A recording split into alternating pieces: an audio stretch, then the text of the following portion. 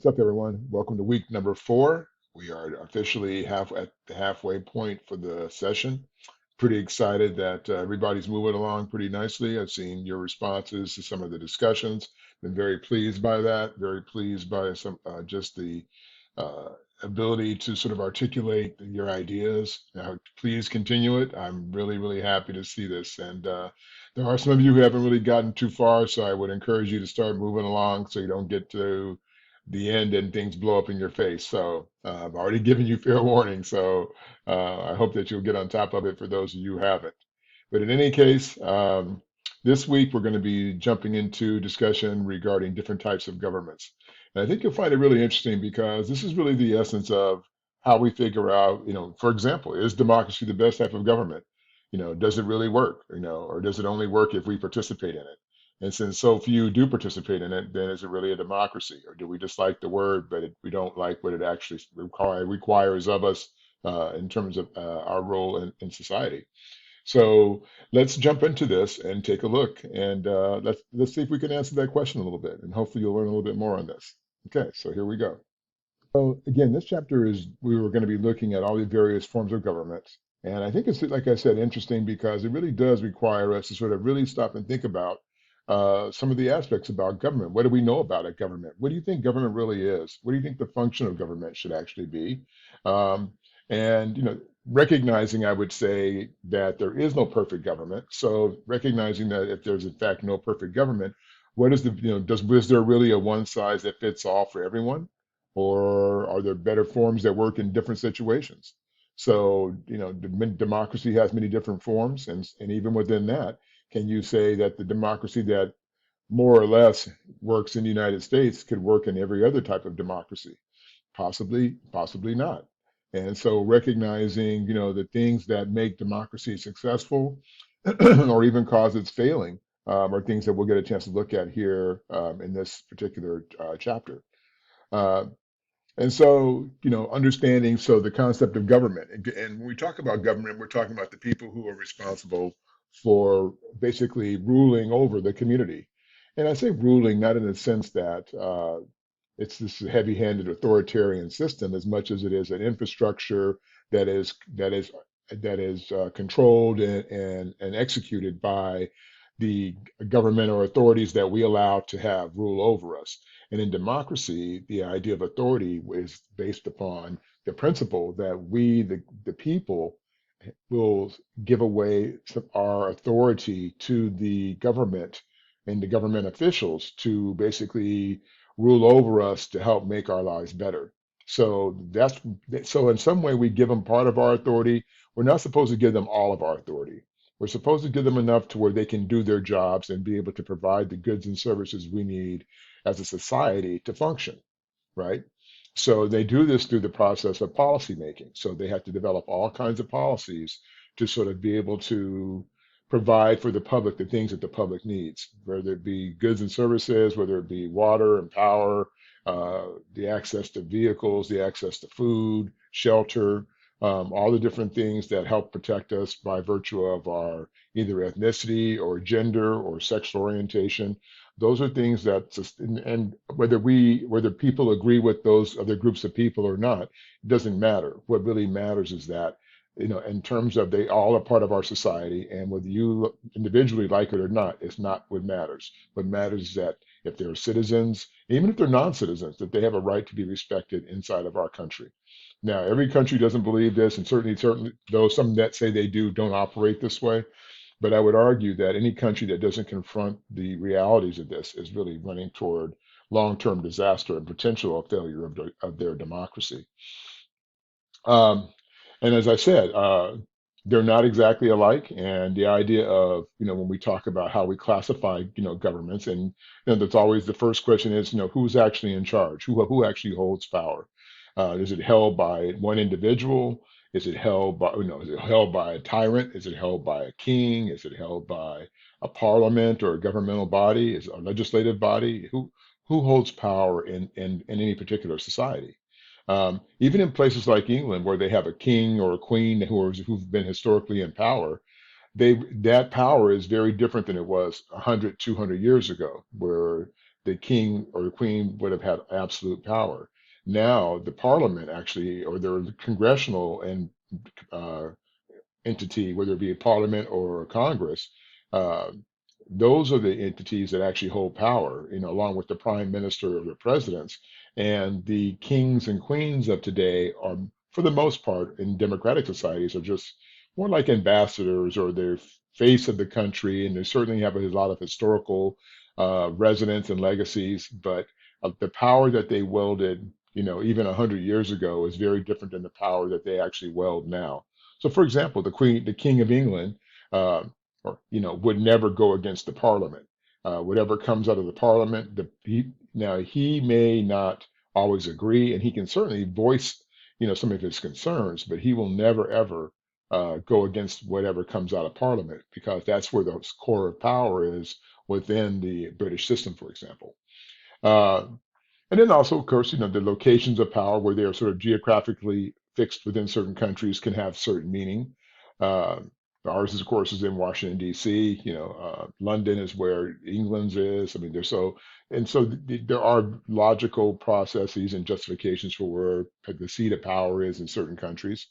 Um, and like we know, ours is 1600 Pennsylvania Avenue for the White House, and it's 10 Downing Street for England, in England. So everybody's got their own little niche there.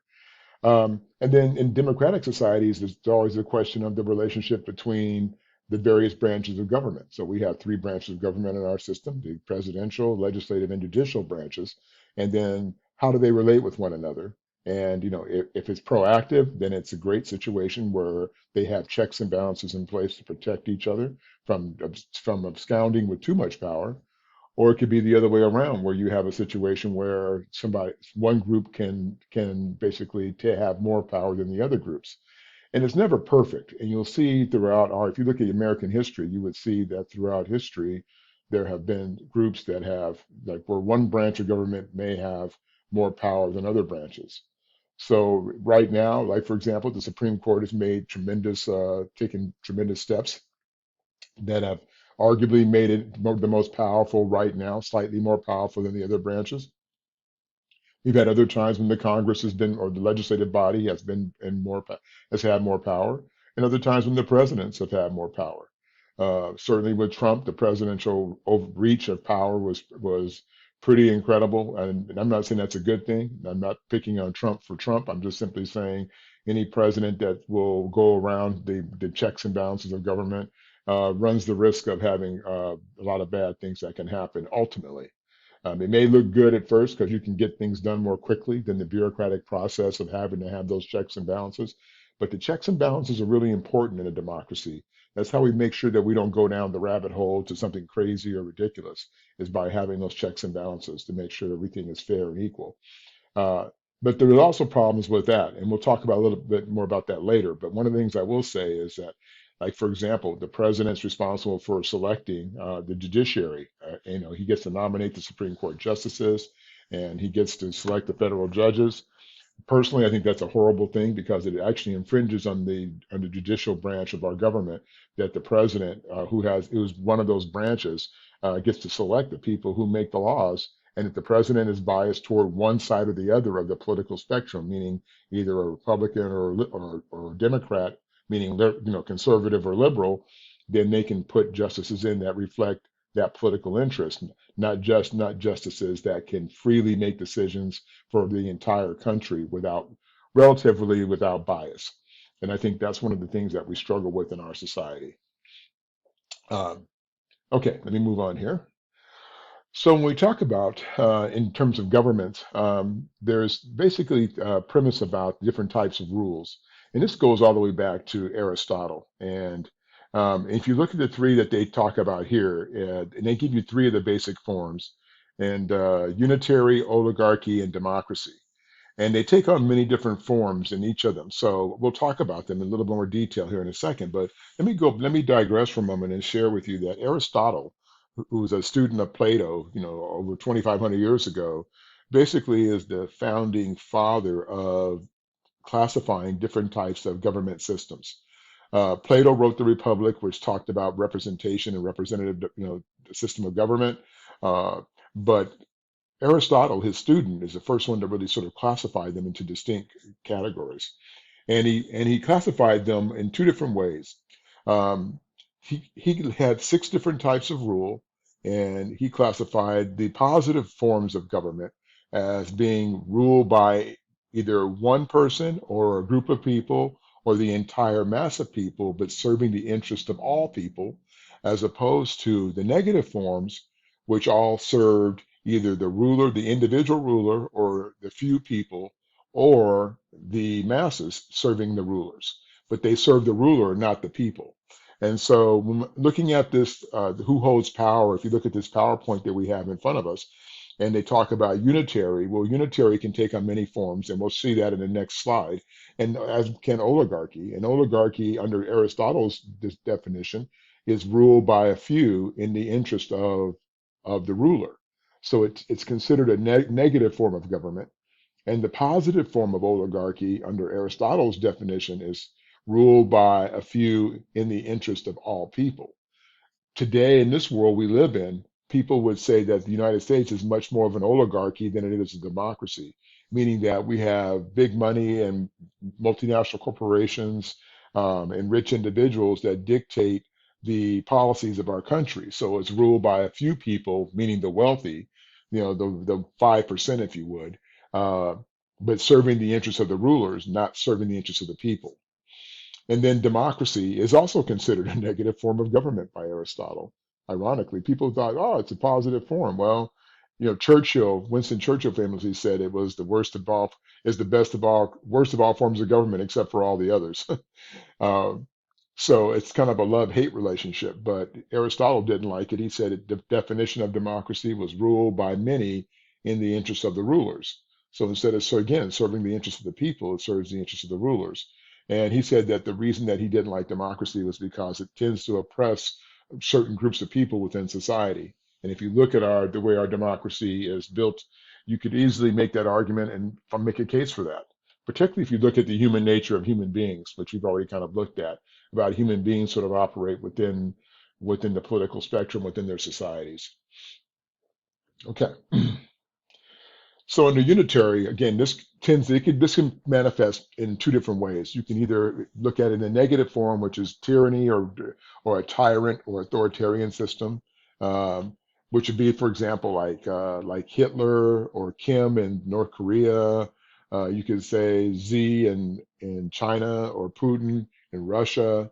Again, you could say these individuals hold power and they hold it in an individual fashion, and they are the ruler in their society.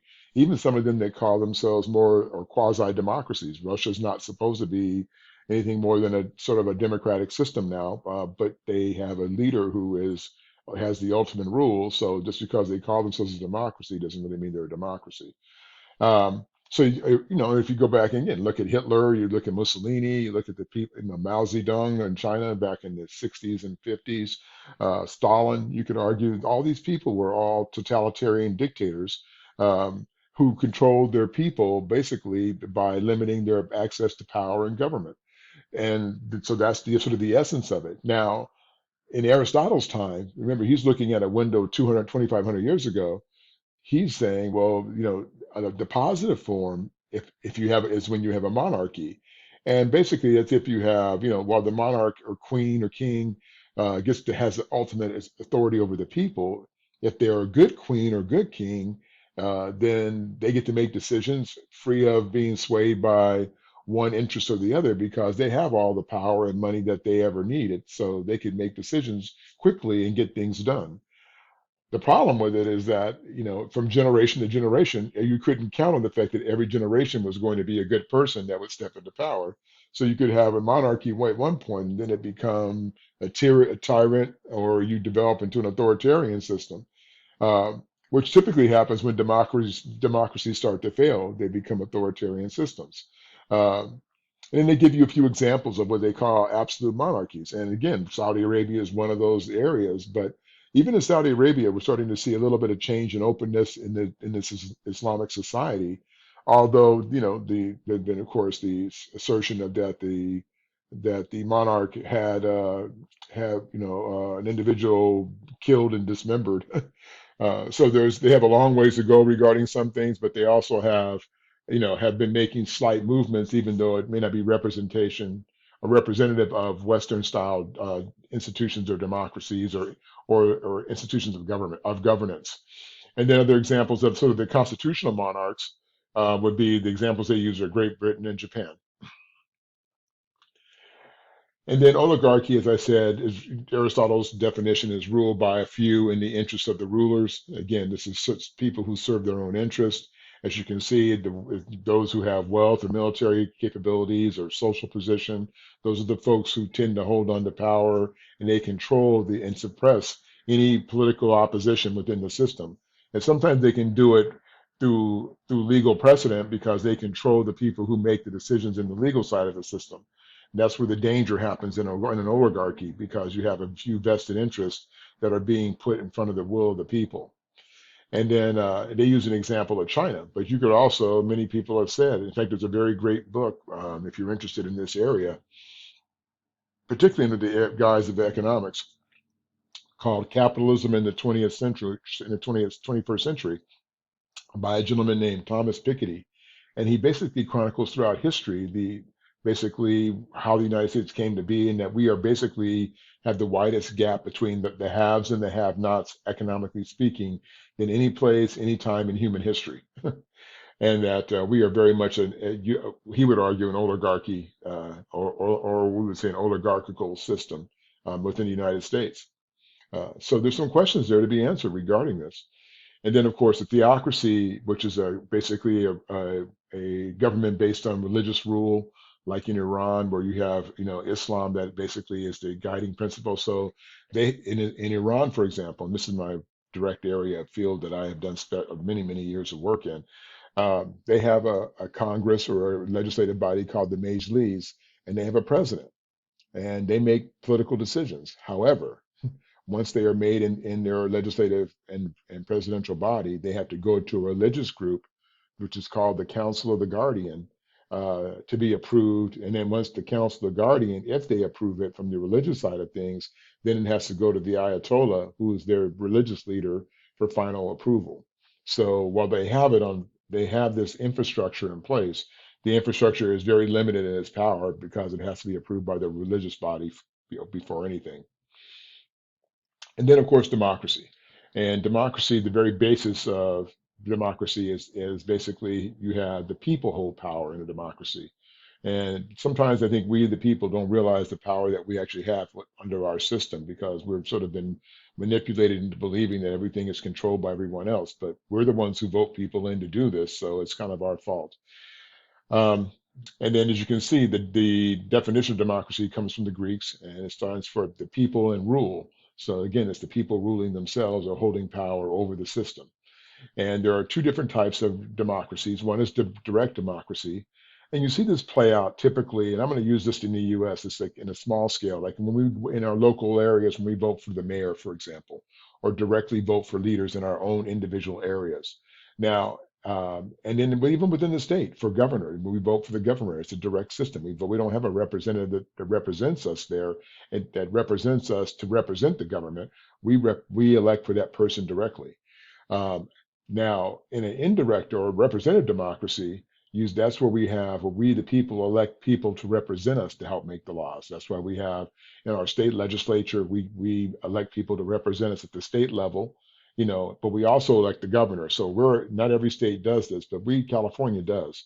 And then if you look across the country in terms of representative or across the country regarding representative systems, you can look at it in our federal elections, for example. We elect representatives to represent us in the U.S. Congress, and even to vote for president. We have electorate, a group of people who basically decide who gets to be president of the country. They don't take all 330 million people to make that decision. We take the popular vote of each state, and then there are a certain number of electors per state who get to decide who actually gets to be president. And you have to get to 270, which is the votes, or electoral college votes, to make the magic number to become president in our country. Why they picked an even number, I have no idea, because technically you could wind up at a tie, but I think 271 would have been perfect.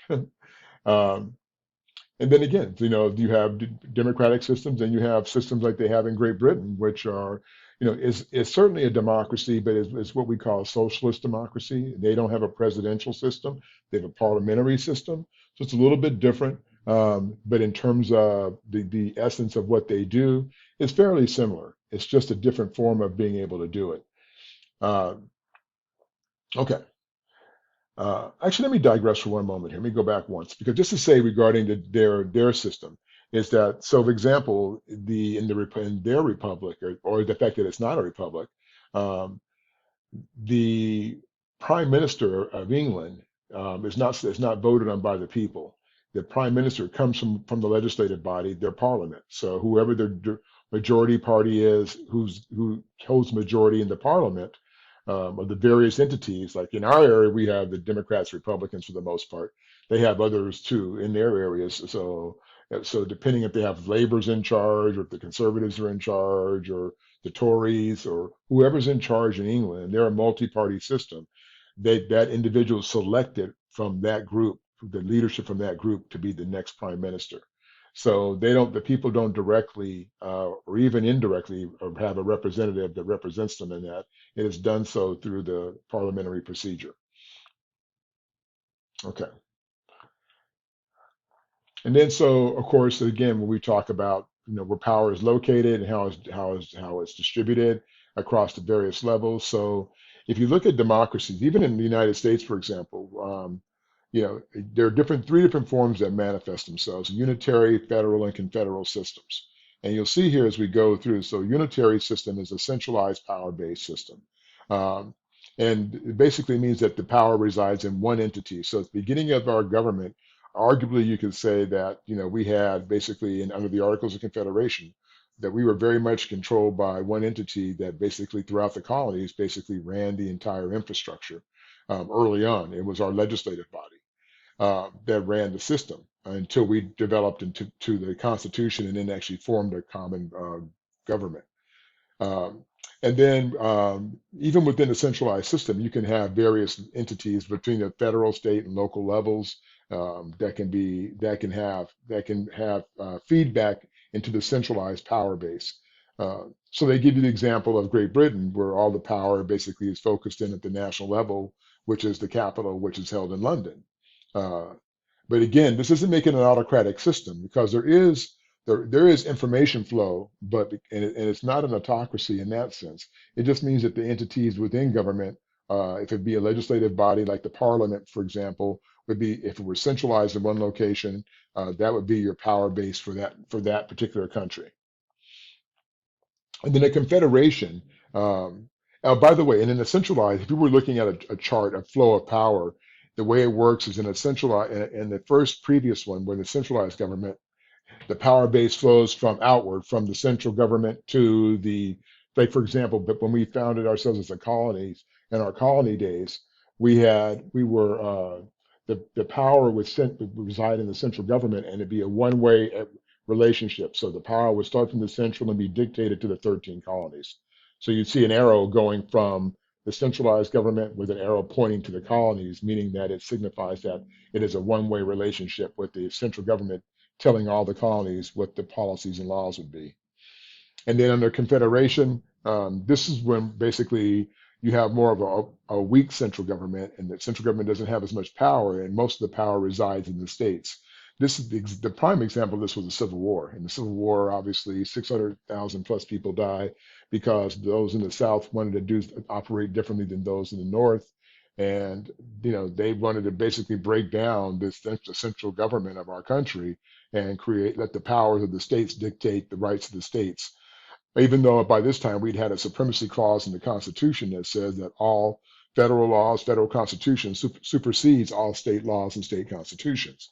But the South and the countries in the South and some of the Midwest states didn't want to follow that order.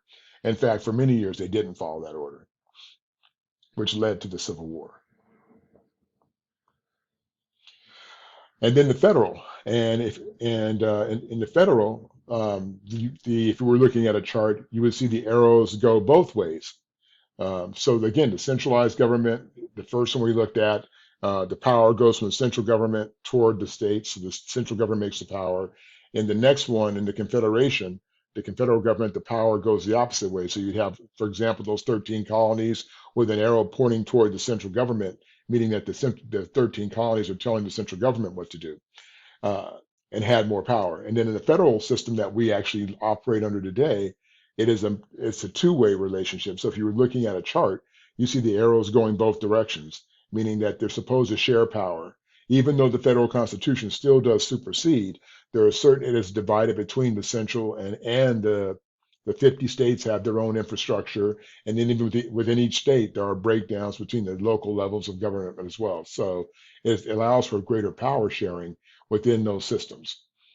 And again, you can see like examples of, they say, Canada, Mexico, Germany, Australia, and then the United States with our constitution, as it says, divides power between the state and local governments, federal and local and national government, and then also within the local cities as well. So this is how our system tends to operate. And then, of course, the next question is how we look at relationship between our legislative and executive branches, and they have to look at the how, who makes the laws, who enforces the laws, and they're broken down into two primary systems: the presidential and the parliamentary systems. And the presidential system, which is what we operate under, there are, as you can see, there are two branches that are separate but equal, independent, and co-equal. The branches basically, as they say, have power to check the balance of each other. So you've got three branches of government, and they're supposed to be able to check each other. There are checks and balances in the presidential ability to execute what he wants to do. The president doesn't make laws. Laws are made in the legislative body, but the president has to sign off on them, right? Uh, or he can either sign off on them or he can veto them, meaning he can say, no, I'm not going to sign it. And there are checks and balances in that process.